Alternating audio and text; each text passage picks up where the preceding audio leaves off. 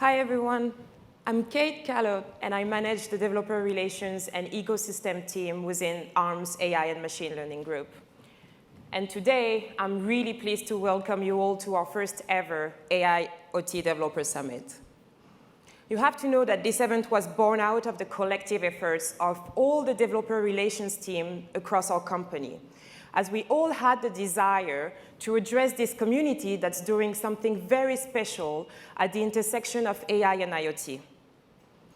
We have in front of us 2 days of keynotes, tech sessions, workshops, badge hacking stations, and with over 30 different speakers that are really here to share their visions and experiences with all of you.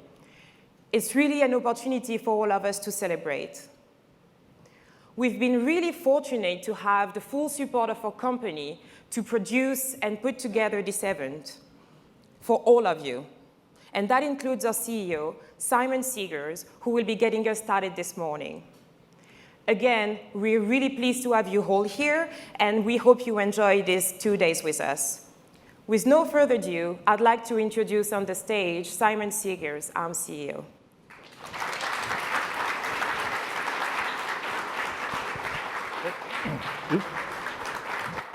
Thank you, Kate.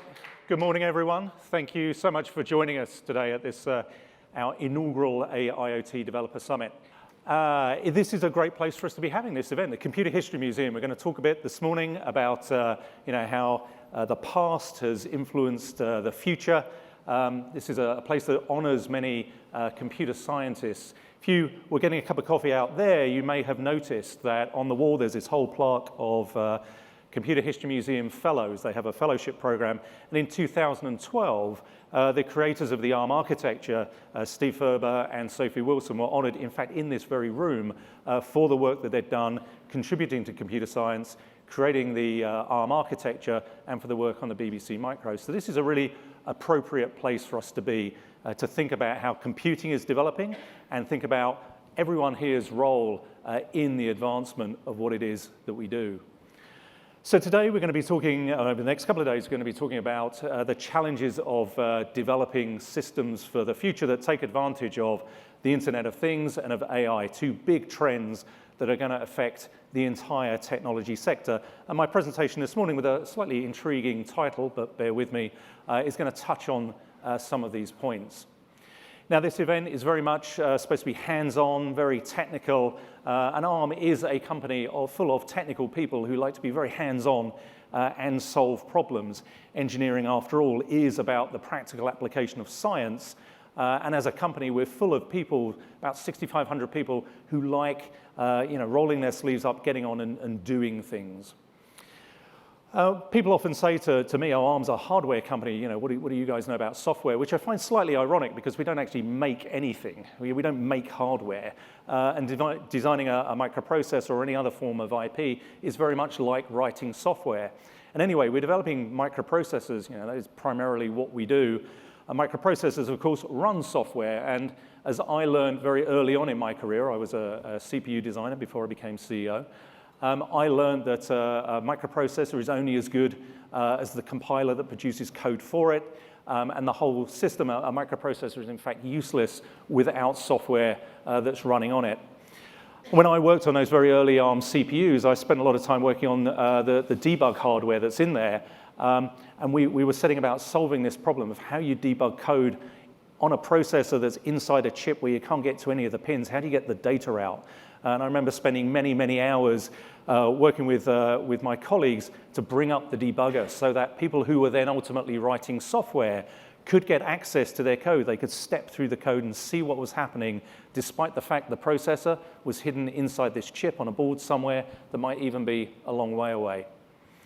So we've always had that developer focus, and I think it is that's helped us and helped the ARM partnership deliver now over 150 billion different devices based on our architecture. That wouldn't happen if it wasn't possible to easily develop code and develop systems around the technology that we create. Now, in the time from processor 1 to processor 150 billion, of course, complexity has increased a lot, and so too is the complexity of developing systems, developing the code that's going to run on these processors. And so as we think about how the hardware is evolving, of course, we have to think about how the software is going to evolve too. And the two really have to work together and evolve in lockstep. Now, traditionally, getting hardware developers and software developers to work together and collaborate early on in the design cycle has been a very fraught task. But I think increasingly, as we look to the future, worrying about whether you optimize the hardware first or the software first is, as our former CTO used to like to say, asking the wrong question. We're in a world where you have to really think about the two together, how the hardware and the software are going to interact. Hardware developers, traditionally, they're kind of pigeonholed as people who like to optimize for efficiency and smallness and don't care if the software is complex to write. The software developers traditionally are pigeonholed as people who just like to write in this high level of abstraction and not care about how many resources they have underlying in the hardware. Well, that really does have to change because as the complexity of the systems evolves, we have to optimize the whole systems and not just the components. Now, the growth of software has been incredible over the last couple of decades. When you think back over the last 10 years or so, we've just seen an explosion of the amount of code being written. And back in 2011, Mark Andreessen said quite famously that software was going to eat the world. And at that time, when you think about it, what was going on was we're seeing the growth of cloud, growth of unlimited computing effectively available to us, unlimited memory, unlimited storage. We're seeing the growth of smartphone applications, and the world suddenly seemed to be about writing code to take advantage of processing, which was seemingly abundant. So it did seem that software was eating the world, but I think there's a really important distinction to make. The world that was being eaten at that point, the world that software was snacking on, was the digital world, the online world, and that today really is only half the picture. Because today, what's going on is this growth of the physical world. The digital world is not the only thing that's on the menu anymore. We're seeing an explosion of the number of IoT devices, and they're being put to use in all sorts of applications, whether it's monitoring the traffic on the freeway, monitoring air travel. If you flew into San Francisco, you probably experienced delays. Monitoring how people are moving around cities. There's just an enormous, in fact, unlimited, I think, opportunity to deploy IoT devices in all sorts of applications. And I think with the growth of IoT, it's going to lead a renaissance in embedded programming. We're going to move away from just this model of unlimited resources in the cloud where you can write what you want in really high-level languages to a world where you have to think about the embedded system because that's where the data is going to get captured, that's where the data is going to get generated, and that's where an enormous opportunity lies. So it's going to change how we think about programming. It's also going to change where we do programming. We're going to program devices. We're going to program the cloud. We're also going to program the network itself. And that network, I think, is going to become an application platform in its own right. So all this change is happening because of data and because of this enormous explosion that we keep hearing about all the time in data. People like to talk about data being the new oil. That's a great analogy, but as another friend of mine said recently, maybe data is more like the world's new water. And water is an incredibly precious commodity. Seems like there's a lot of it. People don't manage it very well. And if we don't start managing it well, then actually we're going to be in trouble. And I think a lot of those analogies do apply to data as well. Now, here's an application where water is really, really important. If you live in California, you kind of helped but notice over the last few years the increase in forest fires. Up in the Napa, Sonoma area, it's a long way away from here. It's about 90, 100 miles. But over the last few years, each year, if you'd have stood in the parking lot out the front, you would have been able to smell the fire because these fires are affecting thousands and thousands of acres, many, many square miles. So this has unfortunately become a regular occurrence in our daily lives. So water is really important here, but so also is actually data, because if you're trying to tackle a fire like this, just hosing water onto it is not enough. And I can relate to this. My dad was a fireman, and he never went and tackled anything like this. He'd go to house fires. But I remember him telling me they would turn up and they would assess the situation. What's going on here? Is there somebody, a neighbor or somebody from the house who can tell us what is going on? They would try and get as much data as they possibly could before they started risking their lives by going into this building. Well, here, obviously, the scale of the problem is just enormous. And so just asking a few people's opinion on what's going on isn't going to be enough. We have to start relying on data to help tackle things like wildfires. Now, fortunately, people are doing something about this. There's a group in Europe who are collaborating across a number of different countries in a project called AF3 that is looking to take modern data science and help apply it to forest fires. And what's interesting here is the types of data that they're bringing together. They're looking at sort of fairly static historic data, like what's gone on in the weather previously, how moist was the soil before the fire started. They're also looking at real-time data, like what is going on right now, taking images from aeroplanes or satellites to see what is going on. They're looking at data that maybe firefighters are carrying around with them from their mobile device or other attached personal devices. So all of this data, static, real-time, historic data, digital and physical data is being used and applied to the challenges of fighting large-scale forest fires. And that is going to give the people who have to go and do this enormous insight into what is going on. And I think this is a really important thing. This insight we can gain from data is going to be the thing that allows us to go and tackle these big problems, allows us to go and tackle some of the issues that the world is going to face. So hopefully AF3 is going to be super successful in everything they're doing and present a new model for large-scale firefighting. So we're moving on from a world of software eating the world to software analyzing data from digital and physical resources, applying AI techniques to give us insight on the world, which I agree is not as snappy as software eats the world, but I think that is the environment in which we're now looking forward into. In 2011, it wasn't obvious at all that AI and IoT were going to form this new paradigm of computing. But I think as we sit here now, this is the really exciting place to be in the world of technology, bringing these different individual technologies together to give us new opportunities. So that world of digital data, that was the starter. This main course, though, is the world of physical data. And with it, it brings huge opportunities. It also presents us new challenges. How we approach this is going to require different techniques. It's going to require a deeper focus through the entire stack of software. Again, where the code's being written, where the code's being run, how it's being written, all of this is going to change. And we're going to see a new breed of embedded devices emerging, taking advantage of AI and IoT right there in the device. And AI is a really important component of this overall picture. AI has made huge leaps and bounds over the last few years. It grew up in the cloud where, again, as I said, there is effectively unlimited compute resource, unlimited storage, unlimited memory. You can write as complicated algorithms as you like. You've got the power there to go and execute it. And that has enabled the advancement of AI algorithms. But AI's left home. It grew up in the cloud, but it's left home, and it's now moving through the network with computing and storage moving into the network. And really interestingly, it's moving to the endpoints themselves, which are maturing beyond just simple sensors connected to some form of wireless connectivity. So that is where I see the biggest change occurring in those endpoints, where this whole new class of device is emerging. And programming that in an effective way requires a different thinking around the hardware and the software, how they play together. So here's a couple of examples. This one is from a company here in the US, one of our partners called Aqua Secor.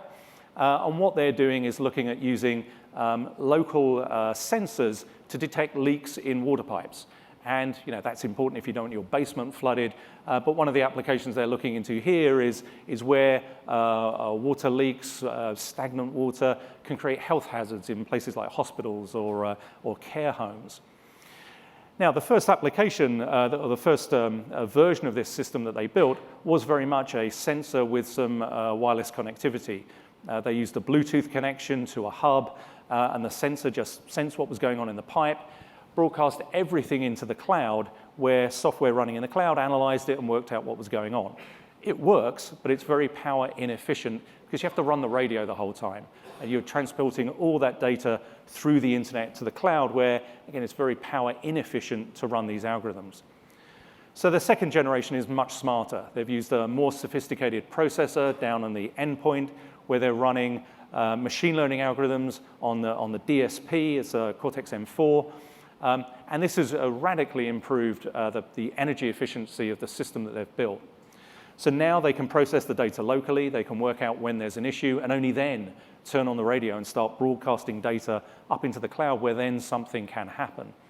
And this has enabled them to change the battery life from a few weeks to maybe years. So it's a radically more efficient system. Now, it's a bit harder to program because you have to think about partitioning your code across all, the end-to-end of this entire system. And so we have to think about how we make systems like this easier to build. Now, within our own toolchain, we've been thinking about this for a long time, how you debug embedded systems, how you develop code, how you efficiently run the compiler, how you flick the switches the right way to turn off things that aren't needed so that you can end up with the most efficient code image that you possibly can to run on something like this. But we need to do more. We need to do more, but the payback here is enormous. Much better system-wide cost, much better energy efficiency, much lower latency when you need to act on something that's happened. Here's another example. This is from a UK-based company called Audio Analytica, and they have produced what might be the world's most energy-efficient baby monitor. Here, they've really taken this to extremes. They're using a Cortex-M0+. This has no DSP capability, no machine learning acceleration in the chip that they're using. So they've had to work really, really hard on coding everything in fixed point arithmetic, shutting down everything in the chip that isn't required to run this system so that they can listen out for what is going on in the room where this baby monitor is placed, work out what's happening, and start doing something if there is an event. So it really demonstrates well how, through thinking creatively about the resources that are in the chip or in the processor, you can produce really efficient systems that are energy efficient, that are system efficient. And it also demonstrates the breadth of ARM technologies that can be put to play here. Now, these are two examples, but there are many, many others. And we've been out now for a couple of years surveying industry to see what their thoughts are in the deployment of IoT. And I have some brand new data for you here. This comes from a report that we've created with, alongside the Economist Intelligence Unit, Economist Intelligence Unit.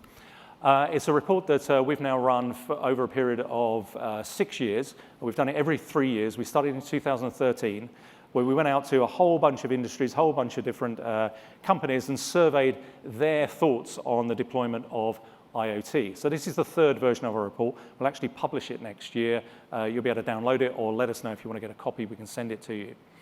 But what's really interesting to track on a roughly 3-year cadence is how industries' approach and thoughts about IoT have developed.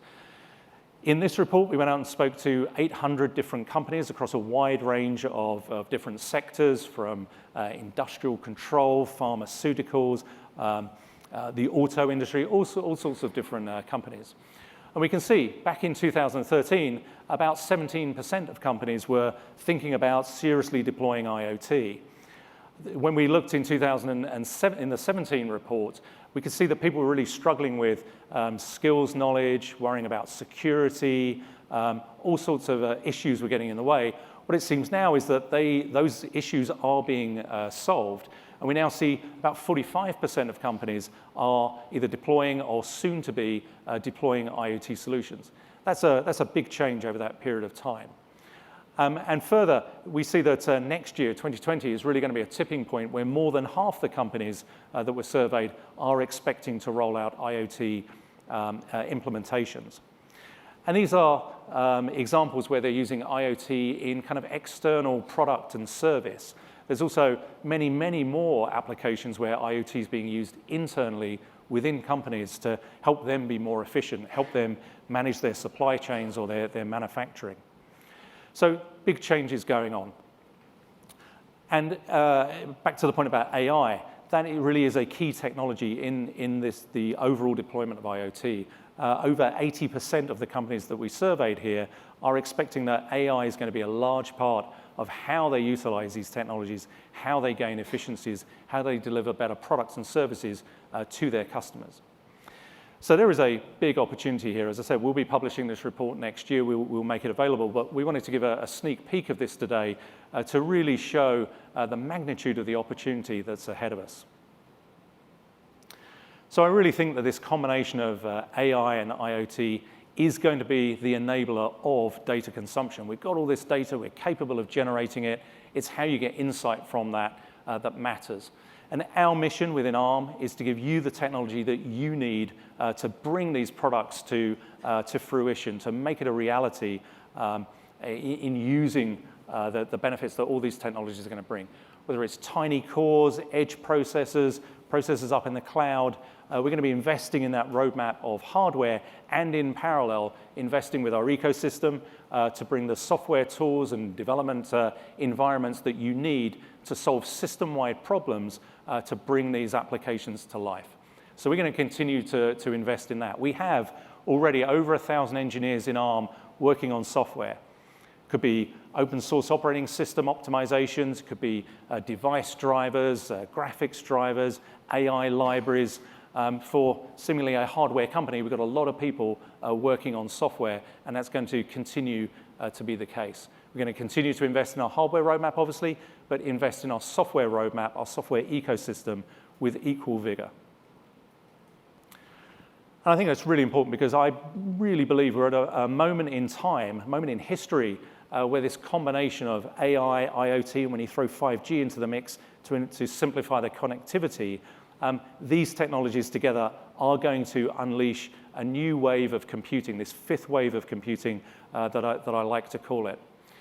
We're seeing it come to life. AI is accelerating. The use of AI in industries is accelerating. 5G is being deployed. There are over 1,000 commercial deployments globally of 5G. And IoT is maturing. We've seen from the data that companies are starting to use IoT in anger to make themselves more efficient and to provide more value to their customers. But across all of this, it really is a system challenge that we have to solve. It's about balancing hardware and software. It's about balancing where that hardware and software sits between the endpoint, in the network, and up in the cloud itself. But the opportunity here to create new applications, to solve new problems and solve old problems in new ways, the opportunities here are just limitless, I believe. And those opportunities are all of ours for the taking. So back to my point about data and software eating the world and this meal that we have in front of us, I hope you're hungry. You've had the starter, that was digital data, and now the main course awaits us, this course that comes from data enabled from a world of IoT and AI. I hope you have a great time here at our conference. I hope it's really useful to us, to you, that you make new contacts, make new partners, and have a great time over the next couple of days. Thank you very much. I'm now going to hand over to Jem to talk about what we're doing in AI. Thanks. There you go. Thank you.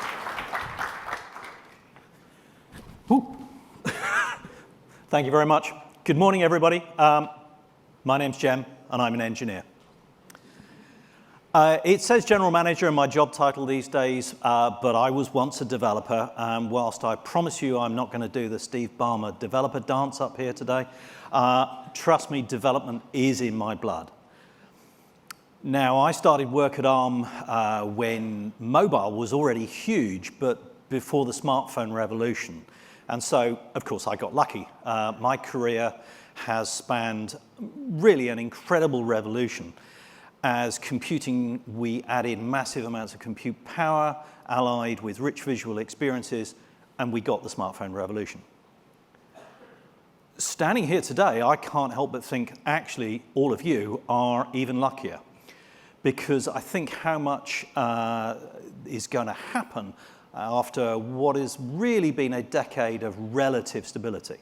Now, I know for those of us who've worked through it, relative is a relative word, but actually we stand now on the cusp of a new revolution.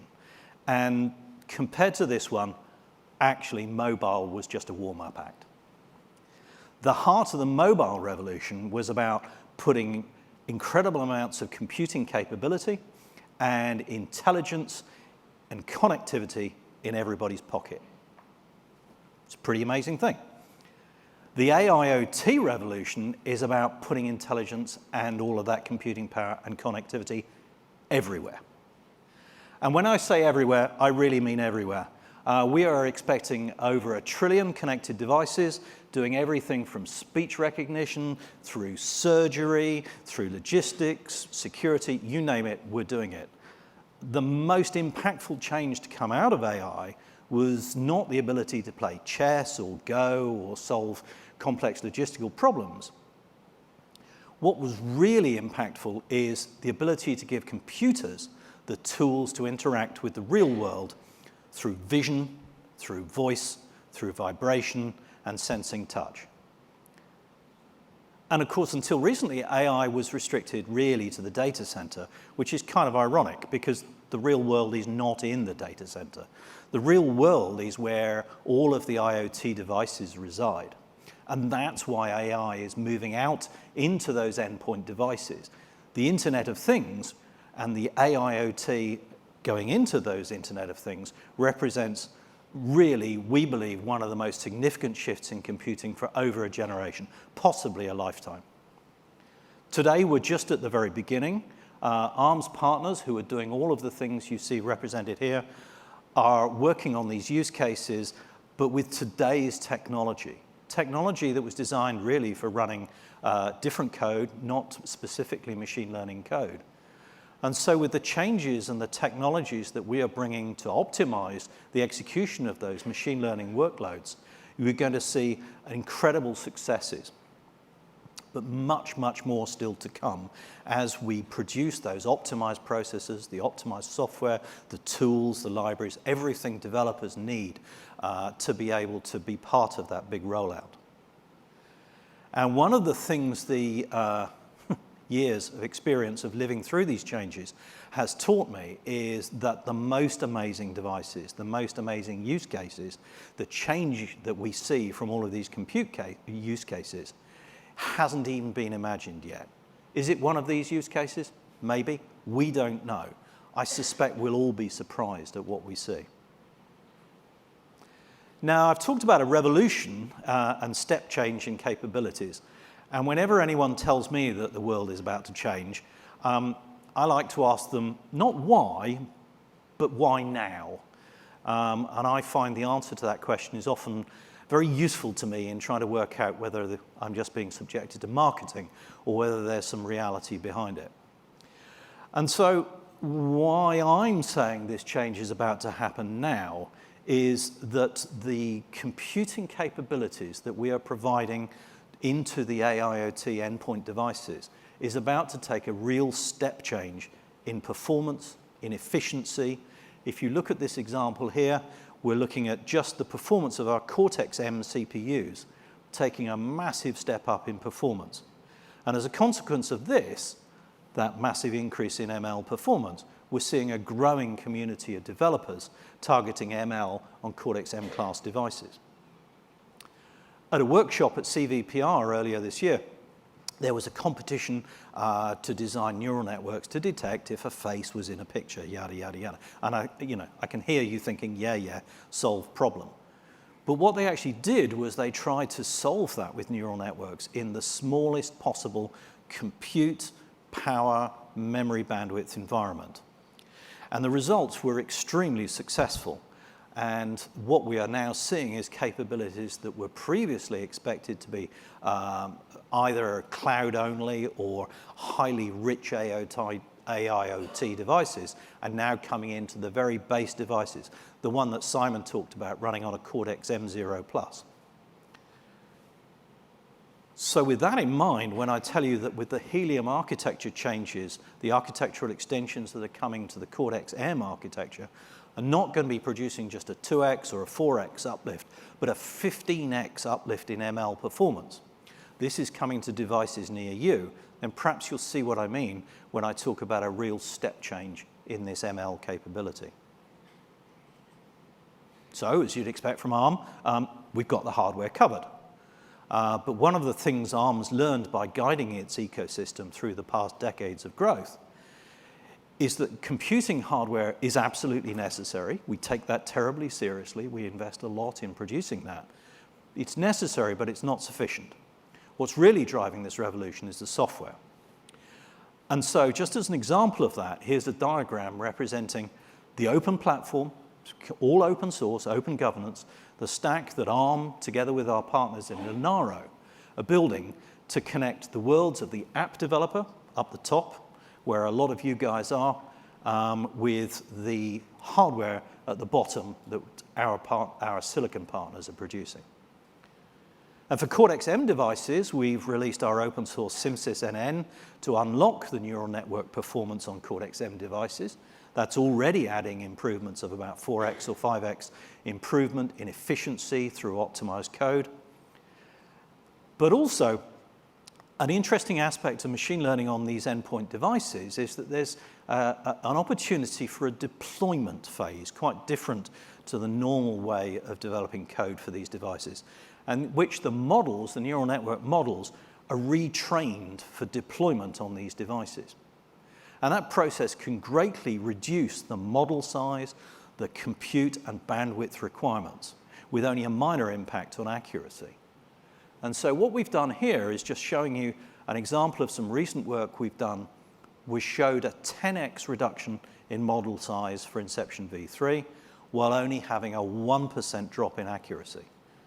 And this comes through quantization of the model, pruning of the model, and then finally running the weights through our proprietary lossless compression technology.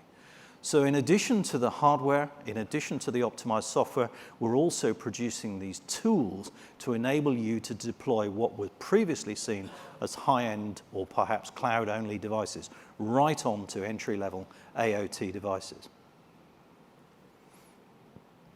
Now, recent research is showing that neural networks are really a universal tool, a universal function approximator, if you will. My head of technology, bit of a Doctor Who geek, refers to them as the new sonic screwdriver. And what we also see, of course, is the ARM ecosystem is also universal. And we're looking to you, our partners, to help us take this technology through all of you and help us improve it. What we've done is through collaborations with people like Google on SimSysNN and TensorFlow Lite Micro, but we also have many such other collaborations with members of the ARM ecosystem. And these collaborations are critical to us. They don't just help us find out what we're doing. We're working on real-world use cases to enable us to optimize for those use cases and drive improvements in the right directions, the directions that are useful to you guys as developers. Another example of a collaboration is Shoreline IoT, an ARM partner I hope is here today, who recently debuted an ARM Cortex-M4-based smart IoT device. And these devices are being deployed to legacy equipment in smart factories. They have multiple onboard sensors collecting vibration and sound sensor data. Then TFL Micro is running on the device, processing the vast quantities of data that these things produce, and processing it to detect anomalies. Any anomalies then trigger cloud upload via NB-IoT, and this combination of on-device processing and cloud processing produces a 5-year battery life with real-time remote monitoring. And this is only possible through the combination of the low-power ARM MCUs and the TF Lite Micro processing. And these sorts of ecosystem collaborations don't just enable these use cases. Of course, what then happens is you get the good sort of feedback effects where it sparks up new trends. One of those trends was TinyML, and I'm pleased to say we'll be hosting a TinyML meetup here tonight, so please stay around for that. Now, one of the reasons we expect neural networks to be so transformational is that they are, as I say, a universal model of computing. And it's one that's beginning to be applied everywhere. And this is why we're building in support through our ecosystem, which, thanks to you, our partners, is also pretty much everywhere. of course in smartphones, but also across the product spectrum from endpoint devices in IoT all the way through to automotive and to servers. The skills that developers and companies build on the ARM platform transfer not just to the future as you invest in these platforms, but also throughout the ecosystem. And what we're finding is use cases are moving across from what was one traditional market segment to another. And this, of course, has been one of the strengths of the ARM ecosystem over the past few decades, and it will continue to be over the coming ones. The task for us then at ARM is to provide the roadmaps and technology of both hardware and software, as I've talked about here, to power that AIoT revolution within the ARM ecosystem. It's not just one piece of IP or one piece of software. We're providing the enabling technologies across all of our ecosystem requirements to drive your success on those platforms, to drive the AIoT revolution everywhere, powered on CPUs, powered on GPUs, and on NPUs. And we're tying it all together with a common ML software framework and securing it with our platform security architecture, because as I hope I don't need to explain to you, security in AIoT devices is no longer optional. So ultimately, it's this combination of hardware and software and people, together with the investment from us and the investment from all of our partner companies in the ecosystem, that makes this the most fast-moving and most vibrant computing ecosystem in the world. All of the examples I've talked about today were not developed by us in-house, but by you, our partners, and the world-changing applications yet to come will also be developed by you. Our partners, if the saying is true, that it takes a whole village to raise a child, then it's 10 times truer that it takes a whole ecosystem to revolutionize computing. And speaking personally, I'm really looking forward to working with you and being both surprised and, I suspect, somewhat amazed by what you do and the successes that you have in this area. So as part of our mission to enable computing wherever it happens, ARM has recognized, as Simon was talking about earlier, that successful computing is more than just hardware and software. It's also about the data, the insights you can gain from that data, and the decisions that you based upon that data. And so now I'd like to welcome my colleague, John Fry, Director of Strategy, to tell you more about how we interact with the data beyond the endpoint devices and what this is going to enable for the ecosystem that all of us here together are creating. Thank you very much.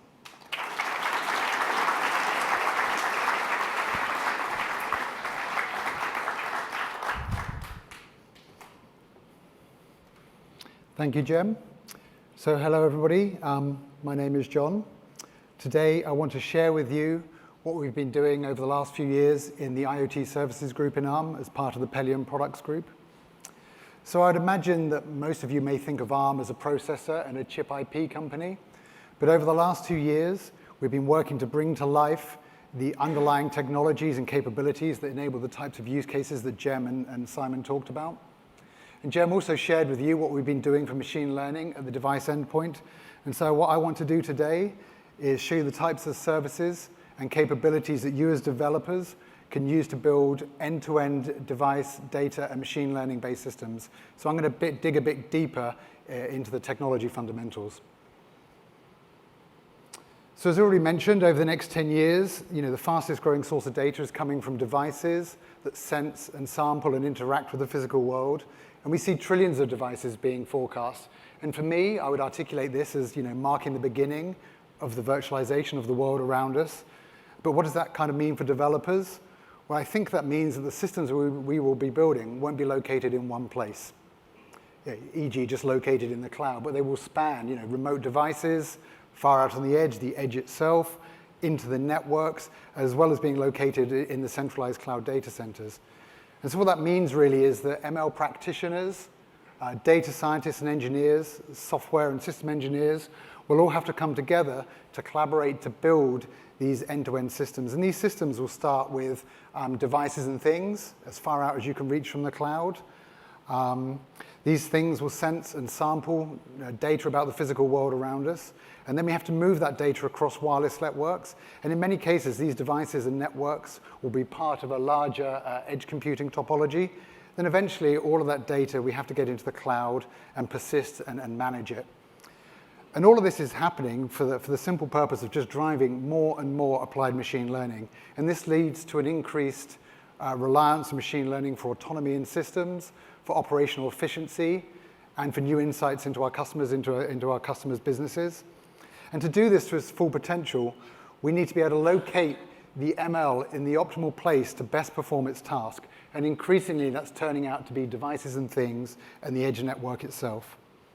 So as ML leaves the cloud, we need new tools and technologies and optimizations that we require to target these edge and endpoint devices. And I think that this path along the top here, is the hot path for ML deployment and is rapidly becoming the next opportunity and challenge for you as developers. So let's zoom in a little bit to one of these systems. We'll start in the cloud with a capability we have called Pelion Data Management. This data platform capability enables a cloud-based ML development flow where you can explore and iterate over data to find out what you have, where you can train and deploy machine learning models. You can create data and ML workflows, and that's really important for building production quality, live insight and production delivery pipelines that you can kind of rely on in your business. In terms of scale, we're at an impressive scale right now. I think we're ingesting something like 2 or 3 million events of data per second, and certainly serving up tens of billions of queries per day on this platform, all of which are feeding customers' data-driven and ML-driven applications. Importantly, from a developer point of view, you can do a lot of stuff with this platform. You can attach to this service many commonly available and open tools via a series of plugins. So I'm just showing a few examples here today, such as a Python development environment that's very common, a very common set of tooling here for data scientists. You can plug in Apache Spark for large-scale, very high-performance inferencing and training of machine learning. You can also plug in a multitude of commercial plugins for data manipulation tools, ranging from fairly humble analysis in Tableau, humble analysis in Excel to visualization in a technology like Tableau, or something more sophisticated like AutoML products from a data robot. But all in all, from a developer, you get to interact with about 1,000 different plugins that you can kind of work with, so it makes it very rich and easy to use.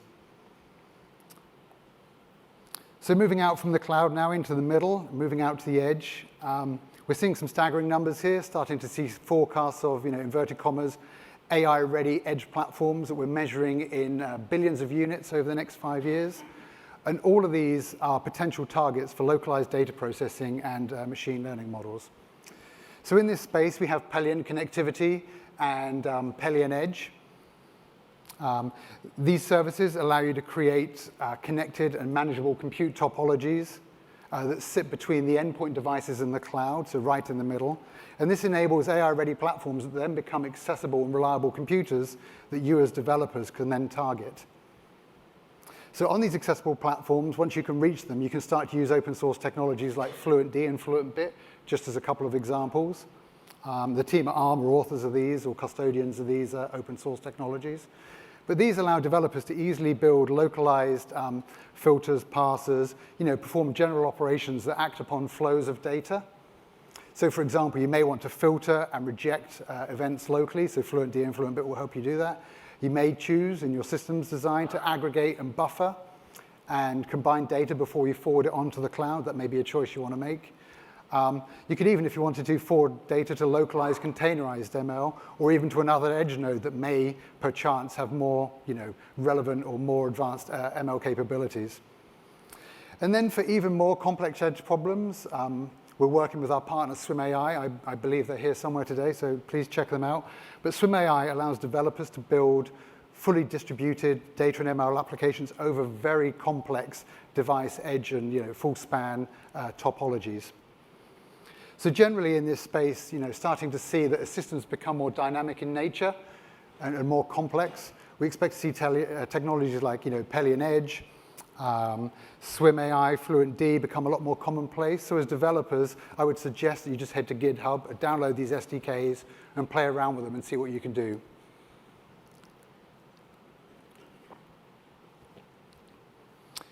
Even further out now, out towards devices and embedded ML. Here, this gets very exciting, for me personally, very exciting. We're starting to see a ramp to 1 trillion or more devices, which is a staggering number. So for me, again, this really means that the beginning of the large-scale virtualization of the world around us. And as I think about it, it's a compute footprint that's so large and powerful, but importantly, it's so super fine-grained and perfectly localized that it just becomes just ridiculously useful. The amount of problems you can solve with this, it just becomes a ridiculously effective computational footprint. And so all we have to do is make it accessible. So this is where our service, Pelion Data Management, steps in. It's all about making these devices secure, reliable, and manageable.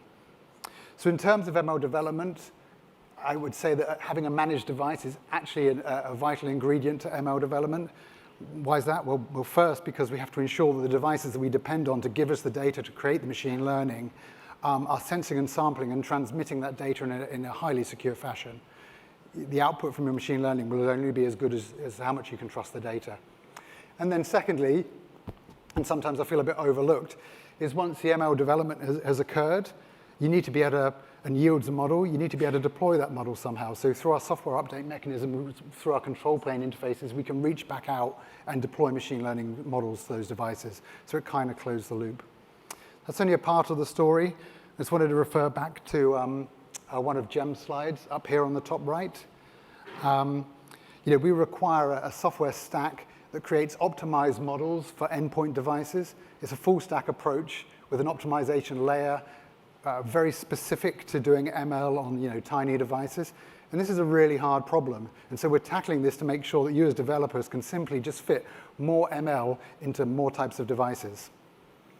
And then last, by no means least, there's the application operating systems. So these are OSs and tools that are required to bring out ML to life in an application context. So, the embed developer community, which is greatly bolstered by our partner Arduino's developer community, is now in the millions of developers strong. And what we're seeing is just a broad increase in interest and activity around data and ML development. So we're working together here on the operating system end of things to make sure that every application that is developed over here is an ML-ready application. Similar to my other comment on some of the open source technologies, Arduino and Mbed are very easy to go and try, so I just encourage you to go and try them and see what you can do with it. In fact, I think many of the tutorials this week are about targeting ML at this footprint. Okay, so just to recap some of the work that we've been doing in ISG and Pelion product groups, we've been working to bring to our customers and partners and developers capabilities that allow them to build end-to-end systems that basically unlock the full value and potential of physical data combined with ML. And as I think about it, I think this opportunity for us is large, and especially when you consider that there are billions of edge devices and 1 trillion or more endpoint devices coming. And so I see this work that we've done and what I've shared today as ARM acting on your behalf as developers and us being custodians of this opportunity for you. And so in the spirit of being a good custodian, I'd just like to use my last slide to share a view of what is next and where you may see us heading with our services. And I want to pose it as a question. I apologize, it's a very nerdy, long-winded, technical question. Hopefully next year I can get it a bit more refined. But that question is, how do you optimize a machine learning model for deployment at the edge onto a constrained device that's part of a wider control system that needs a regular supply of data to continually learn? So that's quite a complex question, and so I'd like to unpack that a little bit. So I mentioned edge. Devices at the edge are heterogeneous just for good reasons, so they have differences for good reasons. They need to fit invisibly into the world around us, and so we need to enumerate those differences and pass these on to developers, i.e. does the device have a CPU? What's that CPU capable of? Does it have a GPU, an NPU? How much memory is available for me to kind of target? All of that needs to be enumerated and passed on to the optimization layers in ML development to inform the ML development process. And then in that question, I mentioned constrained devices. So machine learning design is all about optimizing for some goal. So for example, tuning the hyperparameters of a machine learning model for pursuing an accuracy goal now has to be done in parallel with pursuing a goal of minimizing something to do with the device. So minimizing against power consumption or minimizing against latency. And from a machine learning perspective, that's actually quite difficult. I also mentioned supplying data, and often find this interesting in edge computing use cases, that many use cases on the edge are motivated by removing the costs and latency and complexity of a network connection. But we need that network connection to get the data in order to train the models and update the models and keep them relevant. So into these systems, we need to be able to design systems that transmit only data of statistical relevance with respect to keeping that model updated. Again, from an ML design perspective, that's quite a tricky proposition. And then control systems. I think this is probably one of the harder subjects and an area I expect to see a lot more activity over the next 5 years. Many of the use cases and systems we're going to look at in the convergence of AI and ML are closed loop. Autonomous vehicles, factory optimization, even shoppers in a retail setting actually behave like closed loop control systems. And so designing ML with closed loop control systems in mind is actually very tricky. You have to understand the system-wide performance and the system-wide stability before you deploy that ML model. And mathematically, this is very, very, very tricky. If you're interested, there's a program called L4DC, Learning for Dynamic Control, which is an MIT program that seems to be rallying the academic and industry around it to solve some of these problems. So that was an unpacking of the question. So just to repack it, I just wanted to reiterate the question that we're working on. It's like, how do you optimize an ML model for deployment at the edge onto a constrained device that is part of a wider control system that needs a regular supply of data to continually learn? So we're putting a lot of effort into answering this question, and so please, anybody in the audience, if you have answers or questions or comments or hints and pointers, I'd love to talk to you about it, and I'll be around for the rest of the conference. Thank you.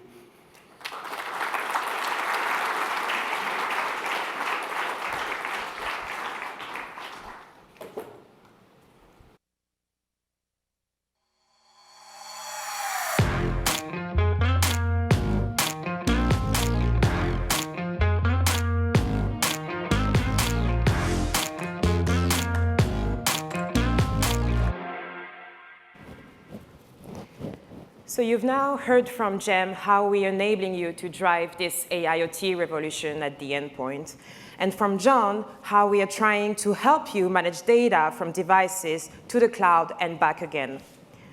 But what happens when you apply technology to the most basic essential services, such as access to clean water and safe sanitation, which billions of people worldwide currently don't have access to? To answer this question and to talk about how technology can help you solve the global goals, I'd like to welcome back Simon Segars, our CEO, but also invite Kidus Asfaw, who is part of UNICEF Office of Innovation, on stage.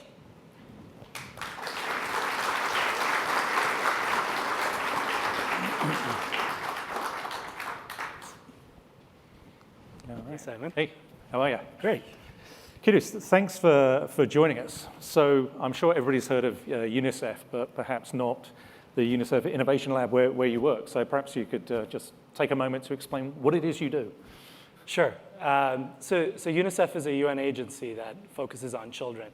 And I think our team is really focused on very, very big challenges. So if you just want to put it in a few numbers, right? You have 1.8 billion children around the world.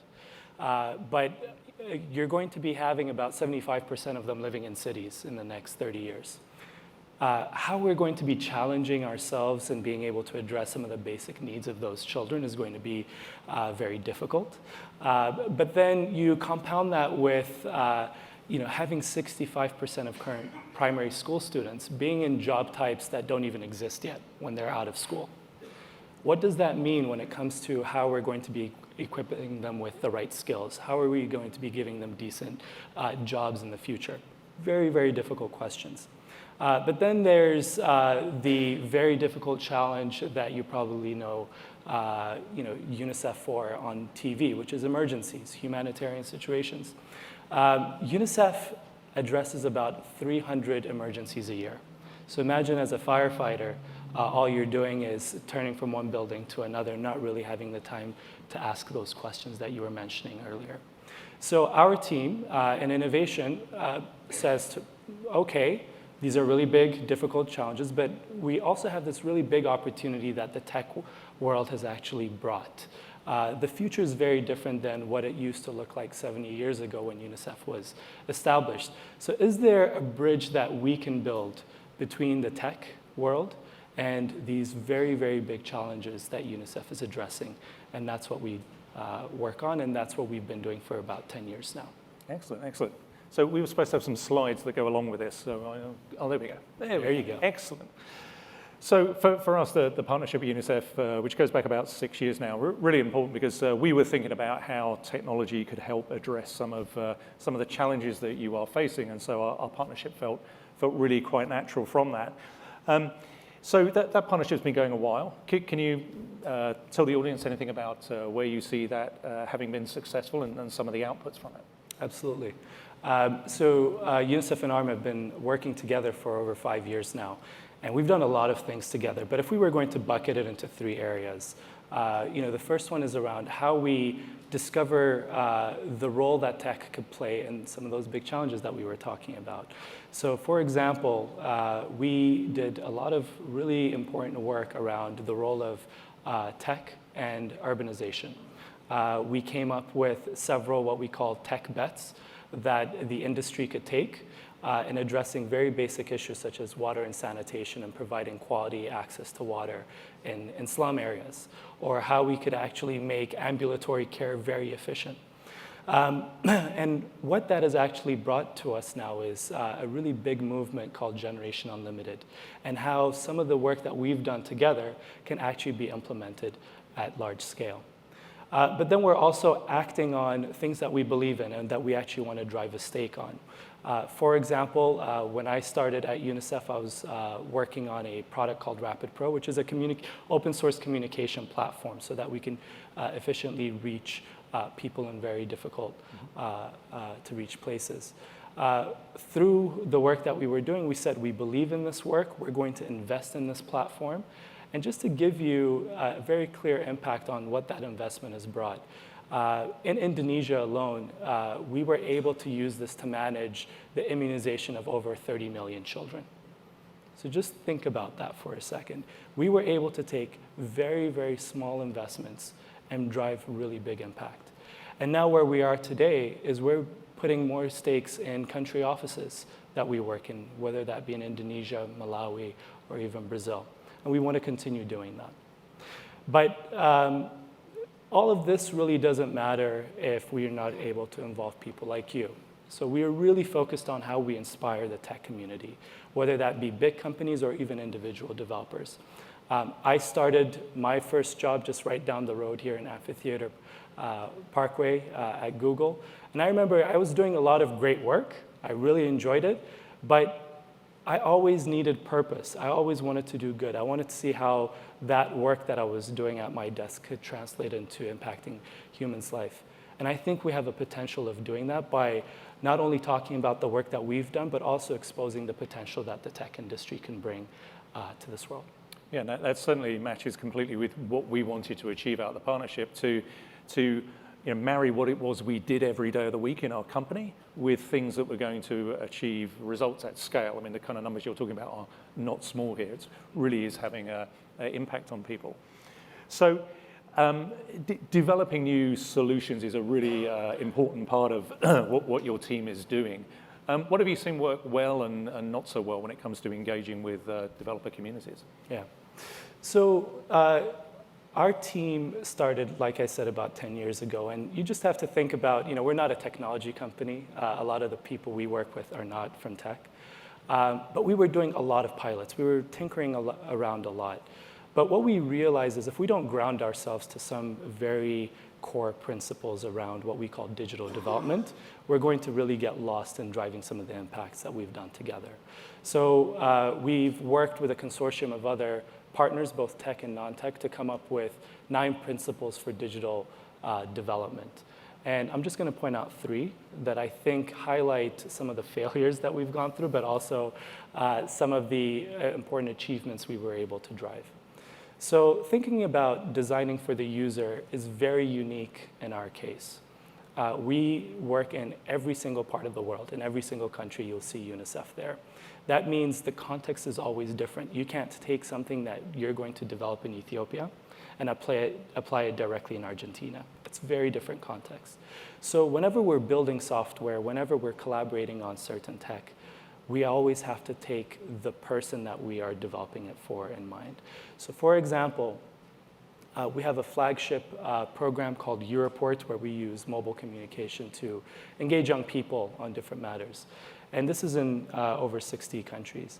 Now, about 4 years ago, when there was the Ebola crisis in Liberia, we were able to deploy this, and pretty cookie cutter, we were asking questions and using it. But what we didn't realize was young people in Liberia were not only thinking about Ebola. They were thinking about what they do when they're at home, when they're not they're not allowed to go to school. And once they're going to school, we were able to expose a lot of issues that were happening beyond Ebola in their schools. But guess what? We had a program that was not designed to actually address those specific issues. And we put ourselves at risk, and most importantly, the children at risk, in not being able to address issues that they were surfacing to us. And that's why we really take it seriously now that any program that we do around tech has to involve the actual situation in that country. It also means doing no harm, right? Famous Google saying, do no harm, or don't be evil. That's one of our principles. And without going into any other example, this is a really clear example in Liberia where we expose people to harm without actually addressing an issue that they had. And we don't want to do that anymore. But then you mentioned something really important in your keynote, which was investing more in open source solutions. A lot of people think that's because UNICEF doesn't have money to buy proprietary software. It's not that we want anything for free. It's because we have humility in knowing that we might start something that is really great, but it takes an ecosystem to actually refine it and actually fix flaws that we might not have been able to catch. So we really strongly believe in putting out our software out in the open, but also if there's anything that we've designed, we want to create open standards that others can utilize. And that's something that's really important to us. Yeah, so I think these principles are really important. I think over the next coming years, we're going to see a lot of work going on to establish principles around technology development, use of data, use of AI, ethics in AI. We have a program ourselves. And again, it's an area, I think, where we can collaborate well here. You mentioned a really interesting point about technology needing to be developed really with the end context in mind, and developing something here in Mountain View and just assuming it works really well for somebody in Ethiopia, say, is not necessarily going to work out very well. So actually experiencing that firsthand then becomes really important, because it's a bit hard to visualize. Now, we were really lucky that a team from ARM recently went out to Malawi with you and your colleagues in UNICEF. And Kate, who was on stage a moment ago, was part of that team. So if you want to find out about her experience, then pin her down over the next couple of days. Great feedback I had from the team that went. But from your point of view, how has that helped UNICEF? Yeah, Malawi is a really interesting place. It's been a big incubator of how we can trial certain new tech in the development context. The team was able to see a lot of interesting work. Just a fun fact, Malawi has the first humanitarian drone corridor. So you have federated airspace where you can actually simulate a lot of humanitarian scenarios there. So the team visited that, but I think the part that was really striking for them, but also striking for us, was the very simple challenges that sensors could actually solve, right? There was what you see up here is southern Malawi, where on a cyclical basis, it floods. It's in a flood basin, it floods. And it's always creating a lot of catastrophe. And most of the reason why this is happening is lack of consolidated data, inability to predict, and not really knowing the timing and the magnitude in which flood could actually be affecting those communities.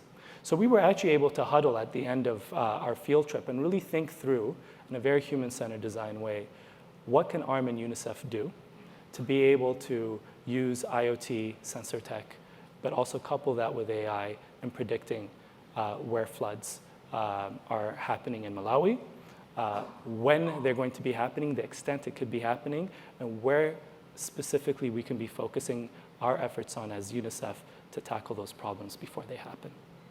I mean, it does sound like a great application of AI and IoT together, gathering data, trying to provide that insight to see what's going to happen next and learn from history in the past. And for that, I think having a room full of developers to go and attack that problem would be a good challenge to kind of put out to the room. So you have some news for us, I think, on that front. Yeah, we're really excited. So as ARM and UNICEF, we're going to have our first Data Science for Good challenge. What does this mean? We're going to take southern Malawi, as we showed you, and we're actually consolidated a lot of data that we're going to open up to the developer community to tackle those three things that I mentioned. Is there a way that we can give you information that will enable us to better predict the timing of floods in southern Malawi, where these floods are going to happen, but also what kind of scale we can expect before they happen? Now, like I mentioned earlier in our investment around open source communication platforms, if we're able to tackle something simple like this, at least from a problem statement perspective, the impact that it's going to have is enormous. We're not only going to be able to use this work in southern Malawi, but actually scale it around the world where similar issues exist. So we're really excited that you could be a part of this. Kate will talk a little bit about how you can be involved in this challenge, but you'll find this at zindi.africa@competitions. Well, that's excellent. If you all were thinking, through this morning, what application am I going to go work on to take all the benefits of AI and IoT? Well, here is something that is really interesting. Through UNICEF's scale, they can make available an enormous data set that can be mined through for looking for insight, and then the application of IoT can then bring new ways of addressing some of the issues that we've been talking about this morning. So I think it's a fascinating challenge, fascinating opportunity. There is a prize involved as well, which is great, and Kate will come and talk about that at the moment. But if you were looking for something to do, if you were kind of had a few hours in your spare time, please go and work on this, because taking these technologies and applying them in ways which help everyone in the world, I think is really, really important, and certainly part of our mission in life. Really great to chat this morning. Thank you for all the work you're doing. We really enjoy the partnership with UNICEF. Please keep up the great work. Thanks for having me. Great. Thanks, everyone. Hey.